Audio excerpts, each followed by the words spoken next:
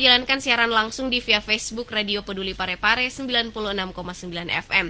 Jadi untuk Anda yang ingin sekaligus juga ini ya bertanya atau ingin berinteraktif langsung di via live, boleh menyimak di kolom komentar. Insya Allah Wida akan bacakan untuk narasumber kami di hari ini.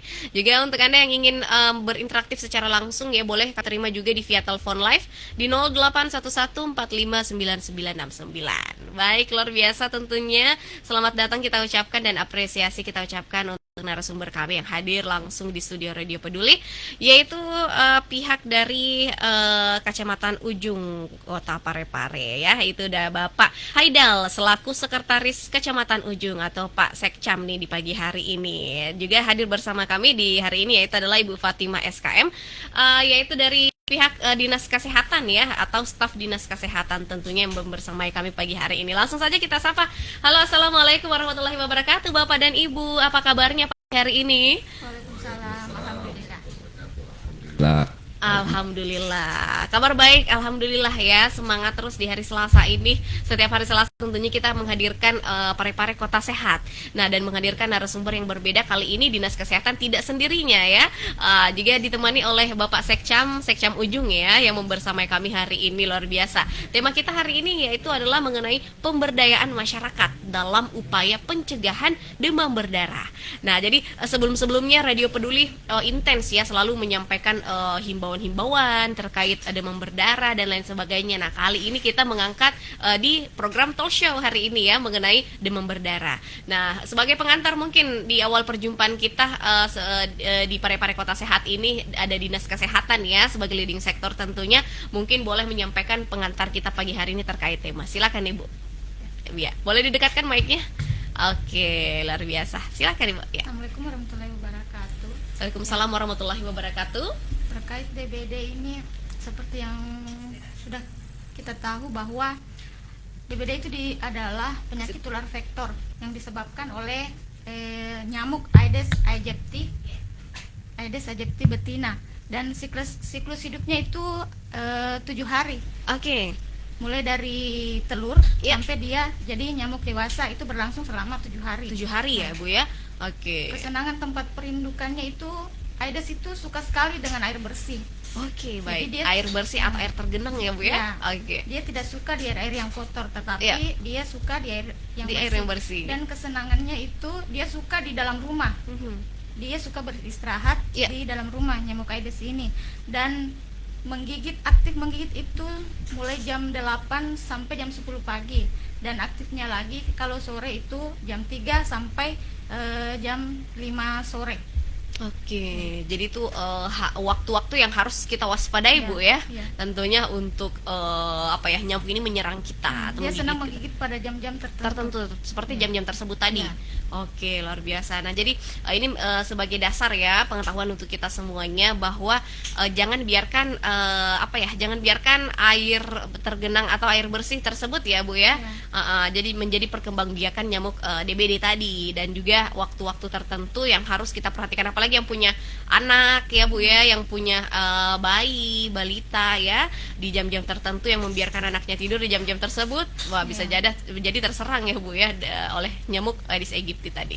Oke, nah itu tadi sebagai pengantar kita di hari ini oleh Dinas Kesehatan. Tapi tidak sendiri Dinas Kesehatan, hari ini juga ada Bapak Sekcam ya. Selamat pagi Pak. Terima kasih yang menyisihkan waktu di tengah-tengah kesibukan hadir di Radio Peduli. Nah, mungkin ingin menyampaikan Pak di Kecamatan Ujung nih khususnya ya Pak ya, menjadi salah satu di 4 kecamatan di Kota Parepare yang mungkin bisa menjelaskan nih Pak bagaimana peran masyarakat atau peran khususnya kecamatan untuk mengkoordinir masyarakatnya bagaimana dalam pemberdayaan masyarakat dalam upaya mencegah DBD ini. Ya, silakan Pak. Oke. Waalaikumsalam warahmatullahi wabarakatuh. Kami dari pihak kecamatan mungkin mewakili dari 4 kecamatan yang ada di Parepare sangat peduli dengan berdarah yang ada di Kota Parepare. Kami terus berupaya untuk melakukan kemitraan sektor yang ada di wilayah kami, baik itu dari puskesmas, sekolah maupun RW yang ada di wilayah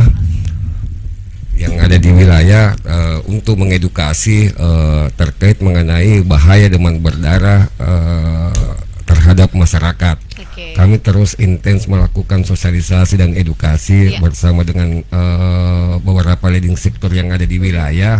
Termasuk kami sering melakukan kerja bakti massal yang kita agendakan sekali seminggu di wilayah masing-masing.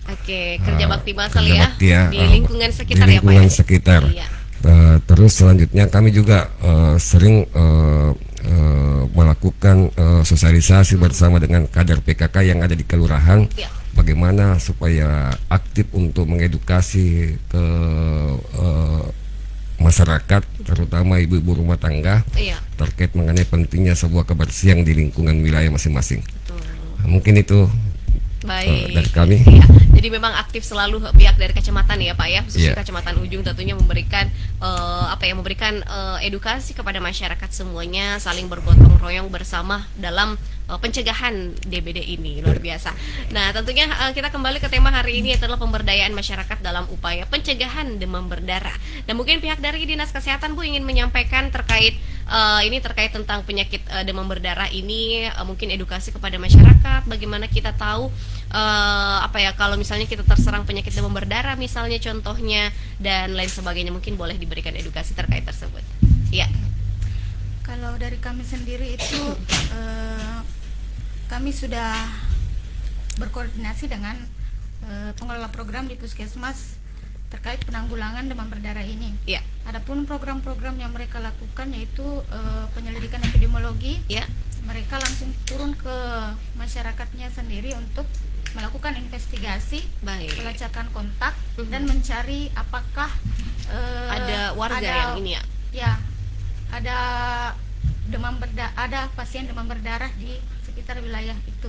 Nah, memang masyarakat ini harus peduli dengan penyakit infeksi dengue ini karena banyak sekali laporan masuk ke kami langsung ke warga masyarakatnya langsung bahwa ada pasien yang ada keluarganya yang dirawat di rumah sakit.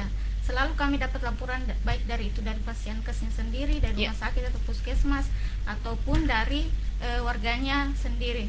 Nah, upaya-upaya yang harus sebenarnya yang dilakukan oleh masyarakat itu adalah menggalakkan PSN 3M+. PSN Seperti apa itu Bu? PSN 3M+ ini sebenarnya sudah upaya-upaya yang bisa dibilang klasik yang sudah ada sejak selalu dulu. Digiatkan untuk selalu diedukasi ya Bu ya. Tetapi upaya itu sampai sekarang masih efektif. Masih efektif dibandingkan dengan fogging. Betul.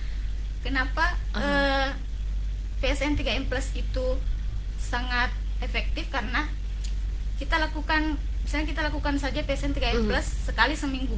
Seperti yang saya jelaskan tadi bahwa nyamuk itu siklus hidupnya itu 7 hari. Jadi masyarakat itu diedukasi bahwa sekali seminggu itu mereka harus meluangkan waktu, kita harus meluangkan waktu kita sendiri untuk 10-15 menit saja melakukan PSN 3M+. Seperti apa itu Bu? PSN 3M+ seperti menguras. Menguras tidak hanya menguras, tetapi menyikat karena telur-telur yang ada, telur-telur Aedes itu ada yang menempel ada di dinding-dinding. Dinding-dinding bak ini Bu ya. Air. Nah, itu tidak harus dikuras saja, tetapi harus disikat. Dibersihkan, disikat Kemudian menutup itu gunanya biar nyamuk Aedes tidak diberikan ruang untuk bertelur di tempat penampungan air tersebut. Kemudian mendaur ulang. Dulu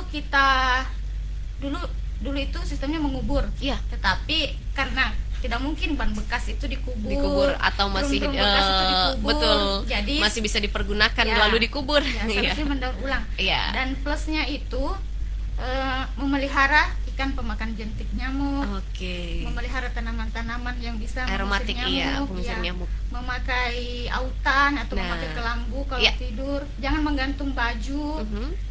Karena kalau kita menggantung baju itu kan nyamuk suka dengan bau keringat manusia. Biasanya yang di belakang-belakang pintu ya Bu ya. Nyamuk suka bau keringat manusia, jadi nyamuk suka tinggal di baju-baju tersebut. Apalagi kalau udah gelap misalnya kamarnya. Nyamuk juga suka tempat yang gelap, tempat yang lembab, dan jarang diganggu. Jadi setidaknya hindari hal-hal tersebut tadi ya Bu ya, yang tentunya sudah disampaikan. Nah, bagaimana kalau misalnya nih Bu, ada yang bertanya misalnya, lalu bagaimana untuk bak-bak misalnya Bu, bak-bak mandi yang tidak bisa ditutup, yang selalu yang selalu tergenang airnya ya. Nah, apa kira-kira yang bagusnya dilakukan Ibu seperti tersebut? Iya, karena banyak WC-WC di masyarakat ya yang tentunya menggunakan bak yang bukan ada penutupnya. Boleh mungkin dikasih ini ya pencerahannya. Kalau bak-bak yang pertama itu kalau bak yang susah dikuras. Ya. Yang bak besar ini termasuk Betul. bak besar yang Bu. susah dikuras dan tidak bisa ditutup. Itu bisa dipakai dengan menggunakan larvasida. Larvasida ini bisa didapat di puskesmas dan gratis. Baik, jadi gratis ya Bu ya. Oke. Kan biasa itu kalau di masyarakat umum mereka sebutnya abate. Abate. Ya, abate kan sebenarnya merek dagang. Tapi sebenarnya kita sebutnya larvasida. Larvasida. Ya, jadi puskesmas juga melakukan kegiatan-kegiatan larvasidasi. Ada jadwalnya ke masyarakat, tur masyarakat untuk membagikan bubuk larvasida ini. Jadi bak-bak mandi yang besar itu yang sulit dibersihkan bisa ditaruh di tempat penampungan air karena masanya berlaku itu dari larvasida itu. Iya, jika sudah dimasukkan di bak. Iya. Jadi kan 3 bulan ya? 3 bulan masih bisa bertahan larvasidanya. Jadi tidak apa-apa tidak dikuras selama 3 bulan. 3 bulan ini tadi. Khusus untuk bak-bak yang susah sekali dibersihkan. Betul Ibu. Nah iya, jadi ini memang tidak menutup kemungkinan ya banyak masyarakat yang punya bak-bak seperti itu. Nah jalan keluarnya itu adalah bisa mendapatkan ini tadi ya bubuk larvasida di puskesmas masing-masing ya Bu ya. Oke. Nah secara gratis juga. Oke. Nah luar biasa sekali. Jadi itu beberapa rutinitas yang bisa dilakukan ya dalam menumbuhkan dan menjadi perilaku pola hidup sehat masyarakat ya dalam pencegahan demam berdarah gitu tadi disampaikan dari pihak dari Dinas Kesehatan ya khususnya. Nah lalu ini Ibu kita tentunya ke ini Pak Sekcam ya di hari ini sampai saat ini Pak Sekcam apakah ada kegiatan-kegiatan khususnya di kecamatan dalam dalam pencegahan demam berdarah yang masih terus digiatkan, mungkin boleh di-sharing di sini? Iya. Terkait mengenai kasus kesehatan khususnya demam berdarah, kami sering mendapatkan laporan dari warga terkait mengenai keluarganya yang terjangkit demam berdarah. Olehnya itu kami sering koordinasi dengan puskesmas yang ada di wilayah kelurahan untuk bagaimana melakukan pojing di daerah yang positif terjangkit pasien demam berdarah. Terus selanjutnya kami juga sering melakukan pertemuan dengan pihak kelurahan terkait mengenai kegiatan yang ada di sana, dana kelurahan. Kami sering mengintervensi kegiatan mereka, bagaimana ada kegiatan yang bersentuhan langsung terkait mengenai edukasi terkait mengenai pembersihan lingkungan yang ada di wilayah. Bagaimana memberikan pelatihan-pelatihan kepada masyarakat tentang pentingnya menjaga lingkungan sekitar. Kami bekerja sama dengan Dinas Kesehatan melalui Puskesmas untuk membawakan materi terkait mengenai sosialisasi yang terkait mengenai demam berdarah. Kami juga memang sangat berharap sekali kepada masyarakat karena kami pemerintah tidak akan bisa berhasil juga untuk mencegah demam berdarah ini tanpa peran masyarakat. Karena kasus yang besar itu kan dimulai dari yang kecil, dari lingkungan rumah tangga. Mari kepada masyarakat untuk supaya bisa masing-masing lah di rumah masing-masing kita menjaga kebersihan. Mari kita sebagai jumantik mandiri lah.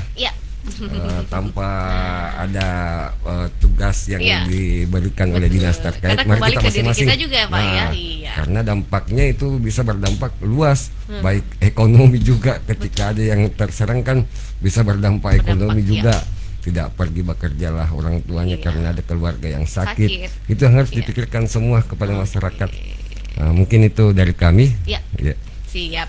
Oke, saya bacakan dulu berarti kalau begitu interaktif dari para pendengar, apakah ada di via Facebook di via live kita, wow luar biasa, sangat banyak sekali atensi di dalam sini ya. Tapi ada satu yang ingin bertanya, boleh saya bacakan ya Pak ya. Ini dari Ibu Tutut Tri Saswardani ya. Nah katanya izin bertanya Bu, apakah boleh dilakukan penyemprotan atau fogging DBD secara mandiri? Oke, atau mungkin bisa dijelaskan deh seperti apa alurnya kira-kira Ibu kalau kita mau meminta permohonan fogging dan lain sebagainya. Mungkin dari Dinas Kesehatan ingin menjawab, silakan Ibu. Iya. Terkait masalah fogging, fogging itu memiliki SOP. Iya. Sudah ada juknisnya dari Kementerian Kesehatan. Oke. Juknis Pedoman Penanggulangan DBD di Indonesia. Ya. Jadi bukan hanya di Parepare saja, Oke. tetapi di seluruh Indonesia memakai SOP juknis ini. Nah, Oke. persyaratan fogging itu ada dua ya. Yang pertama itu harus ada kasus DBD terkonfirmasi lab dari Fasiankes, dari rumah sakit. Oke. Apakah ada jumlah minimum orang yang terkait atau terjangkit atau hanya satu saja Ibu? Nah, ada. Ya. Biasanya itu kami melakukan dari Dinas Kesehatan sendiri, Iya. yang kerja dari P2P, Ya. melakukan penyelidikan epidemiologi ke rumah sakit berdasarkan laporan dari rumah sakit. Iya. Nah, setelah dilakukan penyelidikan epidemiologi, kami meneruskan data Ya. data pasien ini ke pengelola program di puskesmas sesuai dengan wilayah kerja Ya. puskesmas tersebut. Kemudian puskesmas melakukan penyelidikan epidemiologi ini berupa investigasi kontak Iya. ke wilayah penderita positif DBD ini. Baik. Berdasarkan konfirmasi laboratorium. Nah, Oke. dari penyelidikan epidemiologi itu di puskesmas, apabila ada 2 atau lebih demam tanpa sebab yang jelas, Iya. dan ditemukan jentik di wilayah penderita, berarti itu bisa di fogging. Itu sesuai Oke. SOP di fogging. Oke. Nah, persyaratan yang kedua itu jika terdapat 2 demam, 2 positif terkonfirmasi lab dari rumah sakit di wilayah penderita tersebut dan ada jentik, jadi itu juga bisa di fogging. Nah, terkait fogging mandiri ini mungkin tidak tepat untuk dilakukan ya, kurang Oke. tepat karena fogging sebenarnya merupakan solusi terakhir atau bisa Nah, dikatakan nanti solusi terakhir ya Bu ya. Pokoknya lakukan dulu pencegahan tadi yang Biasanya- berapa? Yang 3M ya, ini. PSN 3M+. Oke. Nah, fogging itu solusi terakhir atau solusi darurat. Ya. Jika kita lagi kembali ke SOP fogging itu bagaimana? Nah, Fogging ya. dilakukan jika ada kasus DBD dan tidak hanya satu kasus DBD saja, Ya. tetapi ketika kita tidak ketemukan kasus DBD lain di Daerah lokasi sekitar sana ya? penderita ataupun tidak ada demam di lokasi penderita dan tidak ada jentik, kita tidak bisa melakukan fogging. Fogging ya. Jadi- Jadi memang harus terpenuhi segala Ya. unsur tadi ya Bu Ya. ya. Oke. Kalau kita melakukan fogging kan berbahaya. Iya. Untuk jika dibandingkan, kita bandingkan fogging dan PSN 3M+. Oke. Fogging itu berbahaya untuk kesehatan, berbahaya untuk ibu hamil, Iya. berbahaya untuk bayi dan balita, Ya. bisa juga mencemari lingkungan, dan fogging itu tidak dilakukan oleh sembarangan orang. Iya. Jadi ada tim-tim yang memang sudah tahu tata cara fogging itu bagaimana. Iya. Kan tidak sembarangan orang melakukan penyemprotan Betul, itu. Ibu. Dan memerlukan biaya. Oke. Kalau kita sering fogging atau melakukan PSN Iya.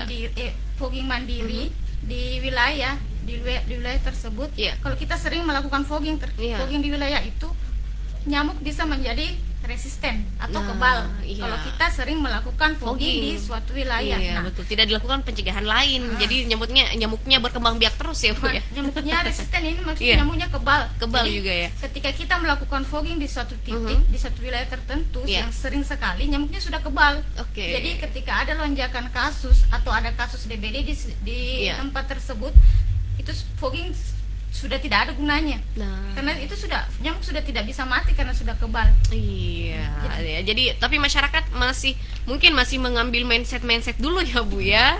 Iya, bahwa wah jalan satu-satunya kalau mau cegah demam berdarah, apalagi kalau sudah ada terjangkit ini, ya fogging aja.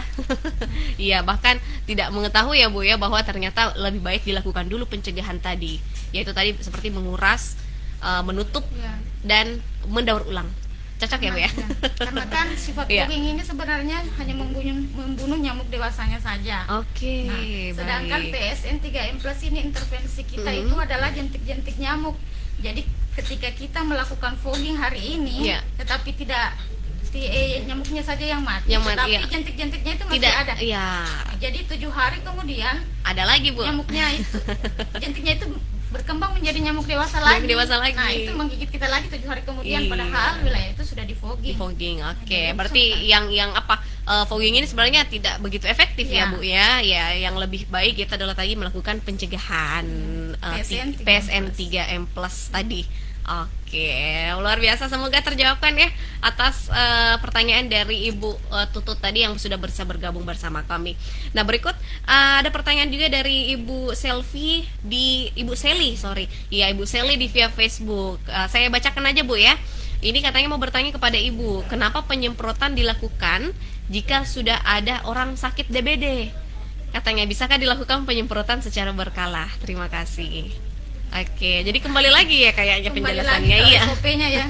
Kita tidak bisa melakukan penyemprotan tanpa adanya kasus dan beberapa syarat SOP dari fogging itu tadi. Karena sebaiknya ketika kita turun fogging itu sudah dilakukan PSN. Masyarakat harus digerakkan untuk lakukan PSN, baru kita turun fogging. Itu sebenarnya lebih efektif lagi. Kalau sudah PSN dilakukan fogging. Baik. Kembali ke SOP fogging itu tadi, karena fogging berbahaya. Sekali lagi, fogging itu berbahaya untuk kesehatan. Dan tidak bisa dilakukan oleh sembarangan orang dan sangat-sangat tidak efektif. Jadi seperti itu, Bu Celia. Jadi bukan tidak mau, Bu ya, untuk kita pihak tentunya dari terkait untuk melakukan penyemprotan jika atau hanya dilakukan jika sudah ada orang sakit DBD.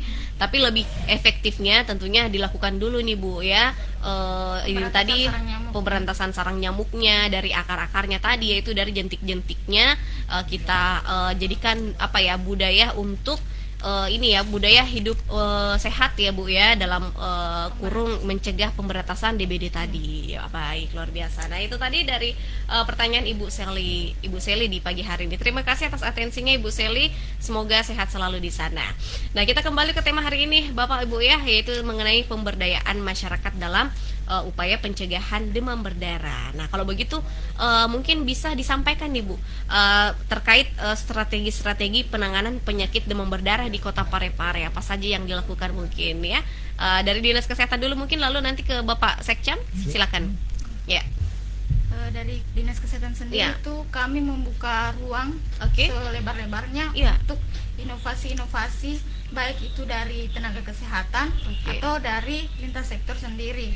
Nah, sudah ada beberapa inovasi yang di Parepare ini yang dilakukan, yaitu di wilayah kerja Puskesmas Cempai itu sudah ada Jumantik, sudah dibentuk Jumantik.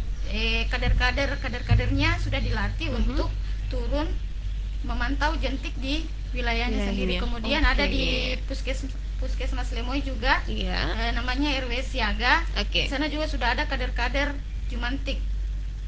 Jadi mereka kader-kader ini turun untuk memantau jentik-jentik yang ada di rumah warga, dan juga ada dari KKP polisi jentik. Jadi ada polisi jentik juga ya, Bu ya. Sebenarnya inovasi-inovasi ini bisa dilakukan oleh lintas sektor seperti camat, lurah, bisa juga dilakukan, tidak hanya dari Dinas Kesehatan sendiri, tenaga kesehatan. Nah, kita bisa bekerja sama dengan lintas sektor dalam hal membuka inovasi-inovasi terkait pembentukan kader-kader Jumantik itu sendiri. Baik, nah jadi seperti itu, Bu ya, itu dilakukan lintas sektor tentunya bekerja sama dengan sebuah pihak. Nah, mungkin kalau Bapak Sekcam, apakah ada Pak, inovasi atau inovasi spesial khusus nih dari Kecamatan Ujung terkait hal tersebut? Terima kasih. Kami dari Kecamatan sama yang disampaikan tadi dari Dinas Kesehatan, kami hanya menggerakkan kerjasama dengan beberapa lintas sektor yang ada di wilayah, khususnya puskesmas, terkait mengenai edukasi dan penanganan medis ketika ada kasus DBD. Kami juga sering mengintervensi kelurahan untuk terkait mengenai pemetaan wilayah yang memang dianggap rawan kasus DBD yang ada di wilayahnya masing-masing. Kami juga sering melakukan koordinasi dengan forum kecamatan sehat untuk mengedukasi sekolah-sekolah yang ada di wilayah, untuk mengedukasi kepada anak-anak sekolah kita bagaimana pentingnya DBD, bagaimana pentingnya pencegahan DBD untuk lingkungan kita. Kami juga terus menggalakkan kerjasama dengan organisasi-organisasi lokal yang ada di wilayah, organisasi-organisasi kemasyarakatan, termasuk Karang Taruna, PKK, bagaimana melakukan kegiatan-kegiatan yang sifatnya terkait mengenai lingkungan, supaya lingkungan kita ini bebas dari jentik-jentik nyamuk yang ada di wilayah. Mungkin itu kami dari kecamatan, peran kami di situ untuk mengintervensi bagaimana mengkolaborasikan semua lintas sektor yang ada di wilayah kami. Baik, luar biasa. Jadi memang intens dilakukan ya, selalu kerjasama antar lintas sektor untuk memberikan edukasi, sekali lagi tentunya selalu saja diberikan kepada masyarakat yang ada. Nah, lalu misalnya contoh ini Pak Sekcam, ada warga nih, warganya Pak Sekcam terjangkit DBD, langsung ada laporan masuk di kelurahan atau kecamatan ya Pak ya, bahwa misalnya warga di RT ini terjangkit DBD. Nah, lalu apa yang biasanya dilakukan nih Pak kalau begitu untuk penanganan jika misalnya ada warga yang terjangkit DBD? Apa kegiatan yang dilakukan tentunya biasanya? Biasanya kalau ada laporan biasanya kan langsung dari warga biasa. Kami juga sering melaporkan kami konfirmasi dulu ke tingkat kelurahan. Bagaimana dengan warga yang melapor, dia berada di wilayah mana, RW mana. Terus kami juga koordinasikan dengan puskesmas yang memang berada di wilayah kelurahan yang dimaksud, terdekat tersebut untuk turun langsung mengecek apakah betul ini kasus sesuai dengan apa yang dilaporkan warga. Kalau memang harus dilakukan setelah ditelusuri, harus memang dilakukan pojing. Kami bersama dengan tim dari Dinas Kesehatan dengan kelurahan, kerjasama dengan RT/RW sekitar untuk turun melakukan pojing di lingkungan yang sesuai dengan laporan yang disampaikan oleh warga. Jadi memang langsung dieksekusi ya Pak langsung, ya? Tentunya ditelusuri bahwa warga yang berada di daerah manakah ya Pak ya, misalnya, lalu memang fokus kepada daerah tersebut ya, dilakukan pemberantasan nyamuk. Agar tidak terjadi lagi tentunya kasus yang sama ya Pak ya di titik-titik tersebut. Baik, luar biasa. Nah, jadi dalam pemberantasan ini ya DBD, tentunya apa saja nih Pak sudah dilakukan, misalnya sosialisasi sudah dilakukan ini kepada masyarakat, lalu muncul beberapa tantangan apa saja nih Pak yang biasanya masyarakat masih luput akan itu? Mungkin tantangan dalam memberikan edukasi kepada masyarakat Pak. Misalnya sudah saja dilakukan nih edukasi ke masyarakat, lalu esok-esoknya misalnya ada satu terjangkit DBD dan lain sebagainya. Faktor apa kira-kira yang membuat seperti itu Pak? Terima kasih. Kami dari kecamatan sering melakukan edukasi kepada masyarakat. Cuma yang menjadi tantangan kami di bawah, ada ketidakpedulian dari masyarakat tentang pentingnya namanya kesehatan. Sering mengabaikan sosialisasi yang disampaikan oleh teman-teman, baik itu dari kader PKK maupun dari teman-teman dari puskesmas. Mereka tetap sibuk dengan urusan-urusan yang mungkin mengesampingkan terkait kesehatan. Atau menyepelekan penyakit DBD tersebut. Ini mungkin yang perlu diperhatikan oleh masyarakat. Bagaimana pentingnya kita menjaga lingkungan kita, bagaimana pentingnya sebuah kesehatan untuk aktivitas kita ke depan. Karena kalau lingkungan kita sehat, lingkungan kita bebas dari penyakit, kita juga dalam beraktivitas mencari nafkah juga tenang. Mungkin itu yang tidak kurang dipahami oleh masyarakat sehingga sering luput ada kasus yang terjadi. Atau begini, jangan sampai nanti keluarga Anda yang terkena DBD baru baru menyesal ya Bu ya Pak ya. Iya, baru melek akan ini pencegahan cara-cara pencegahan DBD seperti itu. Jangan sampai ya. Oke. Nah, terkait DBD tadi nih kita sudah sampaikan beberapa sosialisasi yang luar biasa sekali, tentunya selalu digencarkan dari pihak Dinas Kesehatan dan pihak Kecamatan Ujung ya Pak ya. Nah, lalu apakah penyakit DBD dari tahun ke tahun menurun atau meningkat nih? Mungkin Ibu ingin menjawab di Kota Parepare lah khususnya, atau gambaran-gambaran sedikit lah terkait perkembangan ini, perkembangan kasus DBD mungkin nih dari Dinas Kesehatan ya. Oke. Dari tahun mulai tahun 2023 sampai tahun 2024 itu lonjakan kasus DBD di Parepare itu sedikit meningkat. Oke, baik. Kita harapkan di tahun 2025 ini kasus DBD itu menurun. Dan di tahun ini yang paling banyak kasus DBD ada di Kelurahan Bukit Indah. Oke. Nah, di situ yang paling banyak. Sedangkan tahun lalu itu yang paling banyak itu di Kelurahan Lompoe. Tahun lalu di Bukit Indah ya Bu? Tahun ini di Bukit tahun Indah. ini di Bukit Indah, tahun lalu di Lompoe. Di Kelurahan Lompoe. Jadi setiap tahun sepertinya terjadi peningkatan kasus ya, Bu? Ya, kecuali waktu COVID kemarin ada penurunan di situ. Oke, baik. Berarti ini masyarakat harus lebih ini ya Bu ya, lebih peduli tentunya. Iya, lebih peduli dengan perilaku pencegahan DBD tadi. Iya, yang tentunya sudah diedukasikan sama-sama ya terkait ini. Tapi apakah di dalam kota, khususnya Kota Parepare Bu, apakah pernah ada kasus kematian terkait DBD ini Bu? Ya. Selama 5 tahun terakhir ini kami tidak pernah mendapatkan laporan kasus kematian dengue terkait DBD ini. Baik itu di rumah sakit atau di puskesmas. Iya. Baik. Kami belum pernah mendapatkan laporan karena di rumah sakit sendiri itu sudah ada tim-tim kerja yang melaporkan pasien-pasien dengan infeksi dengue.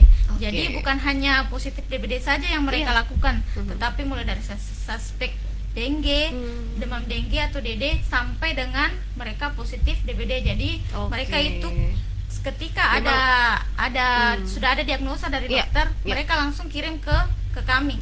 Jadi infeksi dengue saja dilaporkan, apalagi kalau ada kasus kematiannya. Jadi sampai saat ini kami belum pernah mendapatkan kasus kematian terkait betul-betul terkait ini penyebabnya demam berdarah. Oke, semoga tidak ada ya Bu ya, kita doakan sama-sama. Tapi ini bukan berarti kita menyepelekan penyakit DBD ini ya Bu ya. Ya, bukan berarti masyarakat harus harus mengabaikan ini terkait ini DBD ini, walaupun tidak ada kasus kematian di Kota Parepare tentunya. Tapi kita harus kembali lagi ya untuk pencegahan dan lain sebagainya. Nah, juga tadi dalam beberapa kasus DBD ini Bu ya yang sudah tadi disampaikan terkait beberapa kelurahan-kelurahan juga yang memiliki kasus-kasus tertinggi DBD di tahun kemarin dan tahun sekarang. Nah, mungkin sebagai mawas diri ya, atau sebagai ini nih untuk kita sama-sama ini ya Bu ya, memperhatikan anak-anak kita dan lain sebagainya. Jadi umur-umur apa saja nih Bu yang rentan umur-umur apa saja yang rentan terkena DBD ya, terjangkit hal tersebut? Biasanya dari kasus-kasus sebelumnya ya kita melihat ya. Kalau kasus-kasus DBD itu yang umur-umur yang rentan itu antara umur 5 tahun sampai 44 tahun. Baik. Nah, di Indonesia sendiri kalau kita lihat dari seluruh Indonesia itu yang paling rentan mengalami kematian itu adalah umur di bawah 5 tahun. Tetapi yang risiko tinggi terkena infeksi dengue-nya itu sendiri yaitu umur 5 tahun sampai 44 tahun. Wow, jadi di umur-umur umur-umur produktif ya Bu ya. Iya, seperti tadi Pak Seksyam katakan, jangan sampai sakit ya, bisa berdampak ya Pak ya, berdampak ke ekonomi, keluarga dan lain sebagainya. Iya, luar biasa. Nah, mungkin masih ada tambahan yang ingin disampaikan Bu dalam sosialisasi mengedukasi masyarakat hari ini terkait pemberdayaan masyarakat dalam upaya pencegahan demam berdarah, boleh silakan ditambahkan. Iya. Masyarakat sebenarnya harus kita ajak bersama, harus kita edukasi lebih sering lagi tentang bahaya demam berdarah ini. Nah, upaya-upaya seperti PSN 3M Plus ini sebenarnya sangat-sangat efektif ya. Sekali lagi sangat efektif. Iya, jadi jangan kayak ini tadi pertanyaannya Ibu Seli katanya mau penyemprotan secara berkala. Jadi kalau penyemprotan secara berkala itu ya tadi seperti disampaikan Ibu ya, jangan sampai karena itu betul memiliki ini juga zat-zat yang berbahaya juga ya Bu ya. Kalau dilakukan secara berkala wah bisa berbahaya juga untuk kita. Iya. Silakan. Sebenarnya masyarakat sendiri itu bisa melakukan PSN mandiri. Tidak perlu ada tunggu inovasi dari kelurahan atau tidak RT. perlu ada himbauan misalnya ya, kesadaran ya. Karena PSN 3M Plus itu jika dilakukan sekali seminggu itu cuma waktunya 10 sampai 15 menit. Kita Sebentar lakukan ya, Bu. pemberantasan sarang nyamuknya, langsung pemberantasan sarang nyamuk. Jadi bukan nyamuknya, tetapi yang harus diintervensi itu adalah jentiknya. Jadi yang harus diingat, yang harus dari disampaikan sumbernya kepada masyarakat itu bahwa basmi jentiknya hilang DBD-nya. Wow, jadi ini bisa menjadi icon ya untuk masyarakat semua. Jadi ditaruh di mindsetnya, basmi jentiknya hilang DBD-nya. Oke, luar biasa. Nah mungkin ada Pak Sekcam ingin menyampaikan tambahan dari materi kita hari ini? Ya, sedikit pesan kepada masyarakat bahwa demam berdarah atau penyakit lainnya itu kita bisa cegah kalau ada kebersamaan dari kita semua masyarakat. Mari kita semua jaga lingkungan kita, bagaimana kita berperilaku hidup sehat yang ada di wilayah, rutin melakukan pembersihan yang ada di wilayah, karena yang pertama terima dampaknya kan kita sebagai masyarakat sendiri. Kami hanya mampu untuk mengintervensi, untuk mensosialisasikan, mengarahkan teman-teman dari lintas sektor ketika ada kasus yang ada di wilayah. Semua intinya ada di masyarakat. Mari kita semua bersama-sama untuk menjaga lingkungan kita semua. Oke, siap Pak Sekcam, terima kasih atas penyampaiannya. Ada satu lagi Bu ya, izin saya ini dan menjadi menjadi inti juga nih dari pembahasan kita hari ini. Jadi ada yang bertanya, lalu seperti apa ini Bu ciri-ciri orang yang terkena DBD ya, yang mungkin bisa disampaikan. Lalu nanti kalau misalnya sudah ada ciri-cirinya semua, tidak menunggu nanti parah dan lain sebagainya, bisa cepat penanganannya. Mungkin boleh disampaikan Bu. Oke. Itu juga menjadi salah satu faktor kematian tertinggi di kabupaten kota yang lainnya karena lambatnya ditangani. Karena tidak mengetahui ciri-ciri awal atau gejala-gejala awalnya awal itu DBD seperti apa. Nah, gejala awal itu sakit perut, muntah-muntah, sakit kepala, dan kalau sudah parah itu bisa jadi mimisan atau gusi berdarah. Jadi itu kalau sudah mimisan atau gusi berdarah itu sudah jadi shock. Sudah ada pendarahan spontan dalam tubuh kita. Nah, gejala-gejala lain yang bisa kita ketahui bahwa perhatikan inputnya. Input itu berarti apakah si pasien ini, si penderita ini sudah masih sering minum, masih kuat minum. Kalau misalnya masih kuat minum berarti masih aman. Nah, perhatikan lagi outputnya. Bagaimana dia seringkah dia kencing? Perhatikan 3-4 jam apakah dia masih sering kencing atau tidak. Kalau dia sudah tidak sering kencing dan sudah jarang minum, itu sudah tanda bahaya. Biasa disebut warning signs pada DBD, tanda bahaya DBD. Nah, perhatikan juga aktivitasnya.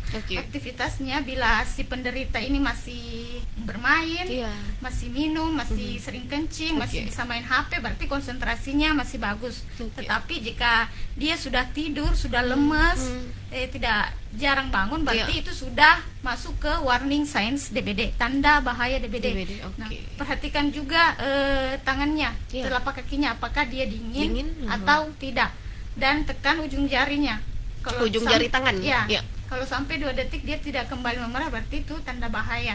Tanda bahaya DBD. Jadi kena dikenali tanda bahaya DBD. Input, output, dan aktivitas si penderita ini. Jika ada anak kita yang 3 hari yang sudah dikasih minum paracetamol, tidak turun-turun, segera bawa ke layanan kesehatan terdekat Bu ya. Jangan menunggu karena sebenarnya DBD ini ada 3 fase. 3 fase.